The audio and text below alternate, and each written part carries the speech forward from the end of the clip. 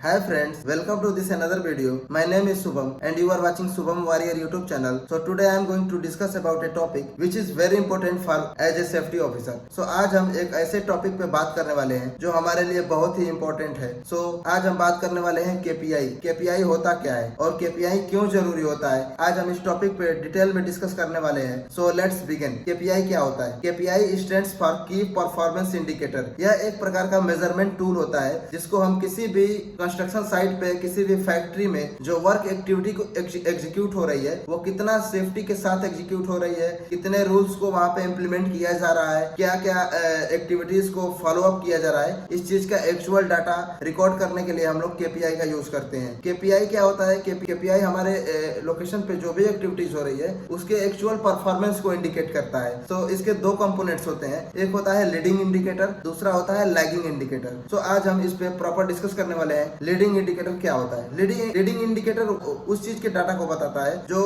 Actual में हम location पे इंसिडेंट्स को होने से पहले ही रोकते हैं, और जो हमारा लैगिंग इंडिकेटर है वो बताता है कि हम एक्चुअली में हमारे लोकेशन पे कितना ज्यादा लॉस हो चुका है, कितने ज्यादा फैटेलिटीज, कितने LTIs हो चुके हैं, उसके डाटा को लैगिंग इंडिकेटर बताता है. तो KPI क्यों जरूरी होता है? KPI इसलिए जरूरी होता है क्योंकि हमारे मैनेजमेंट को एक्चुअल डाटा मिल जाता है. हमको कोई भी एक्टिविटी में जो भी एक्टिविटीज हो रही है हमको उनको गेस नहीं करना पड़ता है, उनका हमको एक्चुअल डाटा मिल जाता है.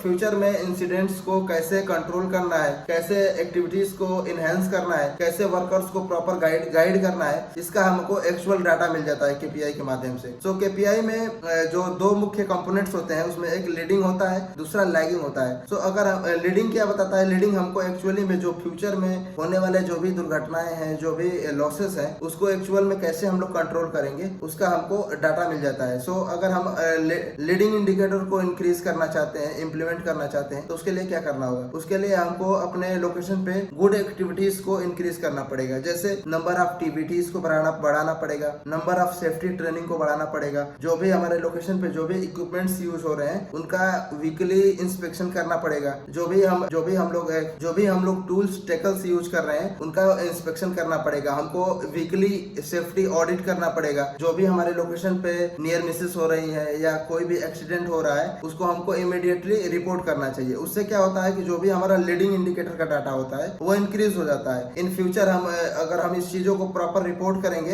इन फ्यूचर भी अगर इंसिडेंट होने वाली है उसको हम प्रिवेंट कर पाएंगे. और जो हमारा लैगिंग इंडिकेटर होता है वो एक्चुअली में कितना लॉस हो चुका है, कितनी दुर्घटनाएं हो चुकी है, उसके डाटा को बताता है. जैसे उसमें नंबर ऑफ एक्सीडेंट को बताता है, नंबर ऑफ फैटेलिटीज को बताता है. ये एक्चुअल में जो नंबर ऑफ नियर मिसेस जो हमने रिपोर्ट नहीं किए, जो हमने लेट रिपोर्ट किया, उन सारे चीजों को हमारा लैगिंग इंडिकेटर बताता है. तो ये एक प्रकार का बहुत ही इंपॉर्टेंट टूल है. तो इसको अच्छे से इम्प्लीमेंट करना चाहिए हमको. इसके डाटा को इंक्रीज करने के लिए हमको लोकेशन पे प्रॉपर रूल्स रेगुलेशन को फॉलो करना चाहिए. तो आशा करता हूँ आपको ये वीडियो अच्छा लगा होगा. तो if found this video helpful for you, so please do like, do subscribe this channel, and thanks for watching this video till end. तो if you have any suggestion regarding me, so please write your thoughts in the comment box. तो मिलते हैं अगले video में. Thank you so much.